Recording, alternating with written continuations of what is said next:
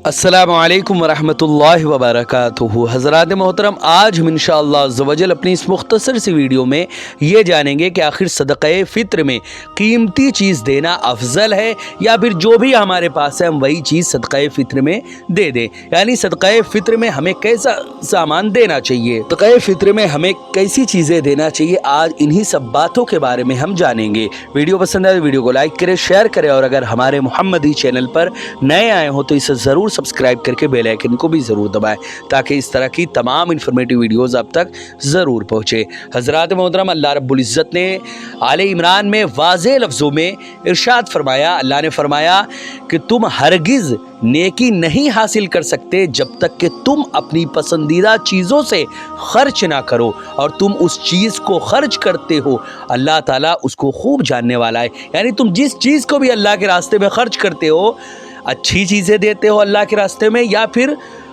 बहुत ज़्यादा ख़राब चीज़ें, यानी जिसकी कोई ज़्यादा हैसियत नहीं है, ऐसी चीज़ें अल्लाह के रास्ते में तुम खर्च करते हो या फिर अपनी ऐसी चीज़ों को अल्लाह के रास्ते में देते हो जिससे तुम मोहब्बत करते हो, अल्लाह इन तमाम बातों को खूब जानने वाला है। हज़रात मोहतरम, इसी तरह अल्लामा बैज़ावी फरमाते हैं कि तुम हरगिज़ नेकी की हकीकत नहीं पहुँच सकते जो खैर व एहसान का दर्जे कमाल है। यानी अज़ीज़ चीज़ों को अल्लाह के रास्ते में ख़र्च किए बग़ैर नेकी की हकीकत तक जो खैर व एहसान का दर्जे कमाल है रसाई हासिल नहीं कर सकते। हज़रात मोहतरम, आखिर अलबिर से क्या मुराद है, अब ज़रा वो भी समझें कि अलबिर से मुराद अल्लाह की रहमत, उसकी मर्ज़ी और जन्नत है। मिम्मत व हिब्बून से मुराद माल व दौलत या उन जैसी चीज़ें हैं जैसे लोगों की मुआवनत में अपने जाहो हशमत का इस्तेमाल करना, अल्लाह ताला की अताअत व फरमा बरदारी में ख़ुद को मसरूफ़ रखना और अल्लाह के रास्ते में अपनी जान को कुर्बान करना। हज़रात मोहतरम, इससे मुराद सदक़े वाजिबा है या सदक़े नाफिला, इसमें उलमा का इख्तलाफ है। बाज़ वाजिब कहते हैं, बाज़ लोगों को जो कहना है वो ये कि इससे मुराद सदक़े वाजिबा है, जबकि बाज़ लोगों का कहना यही है कि इससे मुराद सदक़े नाफिला है। इसमें उलमा का इख्तलाफ है।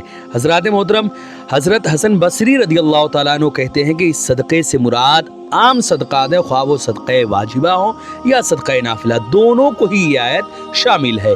इसी तरह हज़रत अनस रदियल्लाहु ताला अन्हु फरमाते हैं, हज़रत अनस बिन मालिक रदियल्लाहु ताला अन्हु फरमाते हैं, वो रिवायत करते हैं कि तमाम अंसार में अबू तलहा सबसे ज़्यादा मालदार थे। वो अपनी जायदाद में बेरहा नामी बाग जो मस्जिद नबवी के सामने था सबसे ज़्यादा पसंद करते थे।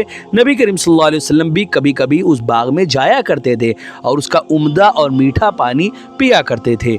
हज़रात मोहतरम, हज़रत अनस रदियल्लाहु ताला अन्हु का बयान है कि जब ये आयत करीमा नाजिल हुई तो अबू तलहा ने आप सल्लल्लाहु अलैहि वसल्लम से अर्ज़ किया, या रसूलल्लाह, क्या अल्लाह ताला इस तरह फरमाता है कि मेरा सबसे ज़्यादा अजीज़ माल यही बीरहा जो बाग है, मैं इसको इस उम्मीद से अल्लाह के रास्ते में कुर्बान करता हूँ कि अल्लाह ताला इस माल को मेरे लिए अपने पास जमा फरमाए। चुनांच आपको इख्तियार है, जिस तरह आप मुनासिब समझे इसे तकसीम फरमाए।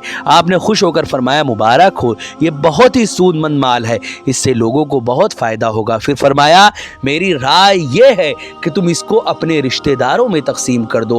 हज़रत अबू तलहा ने अर्ज़ किया, जैसा हुक्म हो, और उसे अपने रिश्तेदारों और चचाजाद भाइयों में आपने तकसीम कर दिया। हज़रात मोहतरम, इससे ये मालूम हुआ कि अल्लाह के रास्ते में जो कुछ भी खर्च किया जाए वो वाजिब के तौर पर हो या नफल के तौर पर, अच्छी और पसंदीदा चीज़ें ही हो। खुद सहाबाए किराम रदियल्लाहु ताला अन्हुम अल्लाह के रास्ते में अपनी पसंदीदा चीज़ें ही खर्च किया करते थे। हज़रात मोहतरम, सदक़े फ़ित्र में आखिर क्या देना अफजल है वो ज़रा समात करें। सदक़े फ़ित्र में वही चीज़ें देना चाहिए जिसका ज़िक्र अहादीस करीमा में आया है। अलबत्ता इमाम आज़म के नज़दीक उनकी कीमत या उनमें से कीमती और उम्दा चीज़ का देना भी अफजल है। हज़रात मोहतरम, इस सिलसिले में हज़रत अबू सईद खुदरी रदियल्लाहु ताला अन्हु से दो अहादीस मरवी हैं, जिनमें ایک سا تام یا ایک سا جو یا ایک سا پنیر یا ایک سا کشمش یا ایک کھجور کے علاوہ نصف سا گیہوں دینے کا بھی ذکر ہے۔ یہ بخاری اور مسلم کی روایت ہے۔ اس سے واضح ہوتا ہے کہ صدقہ فطر ادا کرنے میں بندوں کو اختیار ہے۔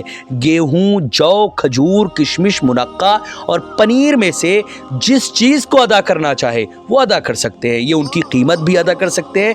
اسی طرح دوسری بات یہ بھی معلوم ہوتی ہے اس سے کہ وسعت والے یعنی جن کے پاس خوب مال و دولت ہے اپنی اپنی وسعت کے مطابق وہ صدقہ فطر ادا کرے۔ یعنی اگر کوئی مالدار ہے تو وہ ایسا نہیں کہ وہ 100 روپے یا 50 روپے دینے کی کوشش کرے۔ جتنا زیادہ اللہ رب العزت نے آپ کو مال و دولت دی ہے یا جتنا زیادہ آپ اللہ رب العزت سے چاہتے ہیں کہ اللہ مجھے اور مال و دولت دے، اتنا ہی زیادہ آپ بڑھا چڑھا کے دے جتنا اللہ نے آپ کو دیا ہے۔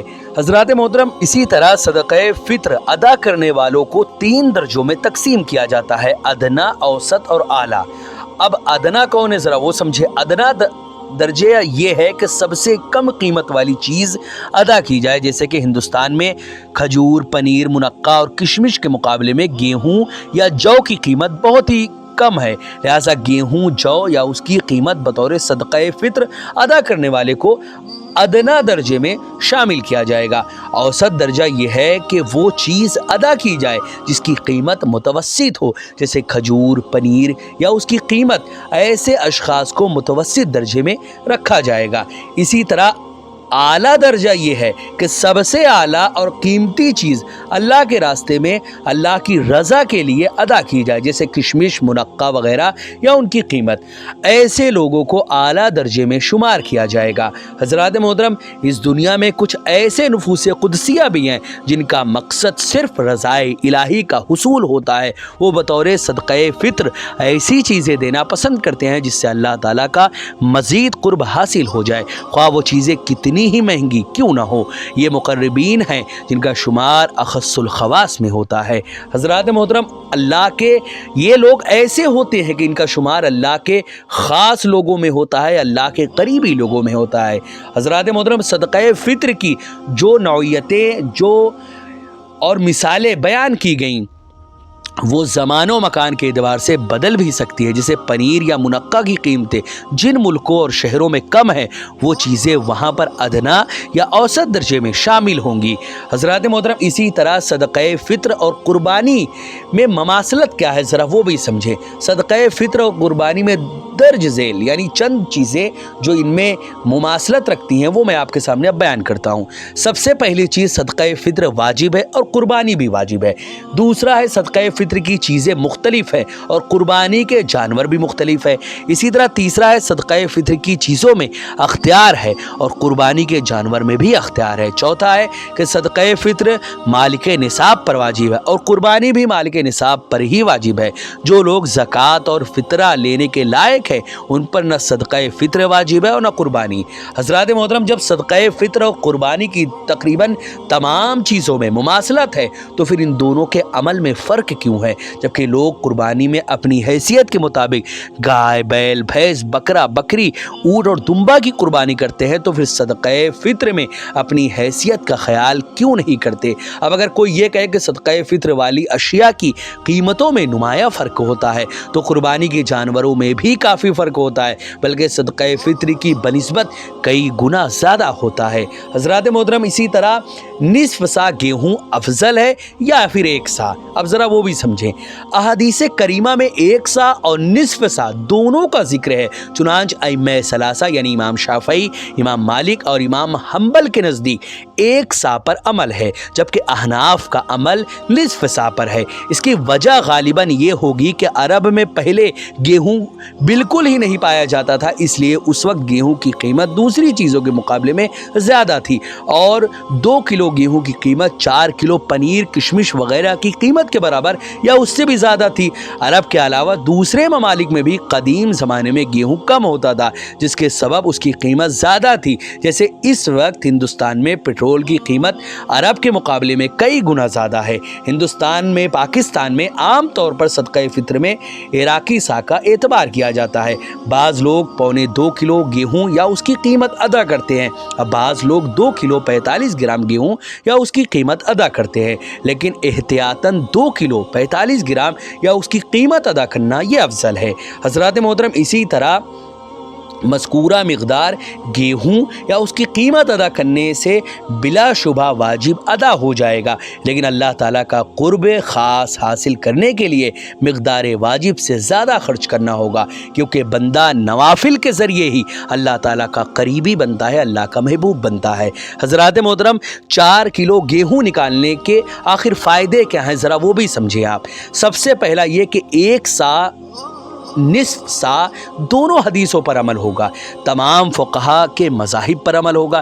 تیسرا یہ کہ اللہ تعالیٰ کا قرب خاص حاصل ہوگا۔ چوتھا، فقراء و مساکین کی زیادہ سے زیادہ مدد ہوگی۔ پانچواں، بخل کی خباثت سے مزید نجات حاصل ہوگی۔